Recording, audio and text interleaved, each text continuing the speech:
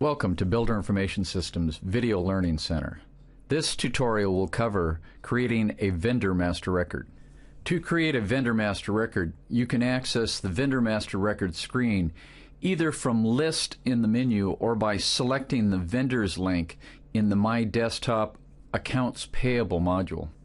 On the main tab of the vendor master record screen, enter a vendor ID. The ID field is alphanumeric and will hold up to 10 characters.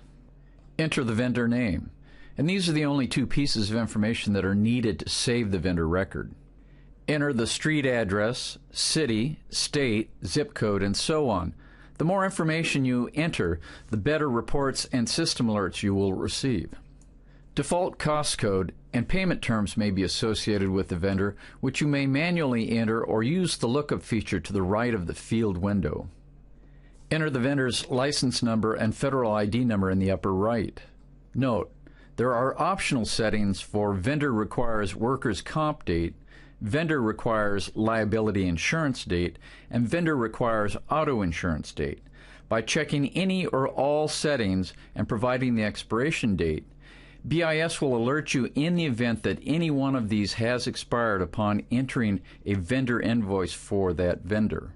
Select the vendor status, which is typically active. The optional Customer ID field allows the customer's ID to appear on the accounts payable checks to that vendor. The Default tab allows you to enter a default GL account, vendor type, and provides settings to recognize whether the vendor is a union vendor, a minority-owned enterprise, women-owned enterprise, and whether the vendor requires a separate check for each invoice. The Contact tab will allow you to have additional contact information, including notes.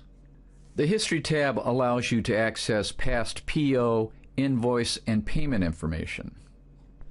The 1099 tab will record the default 1099 information for that vendor. The UDF tab provides the option to create up to 13 different user-definable fields. And the Notes tab will record freely formed notes.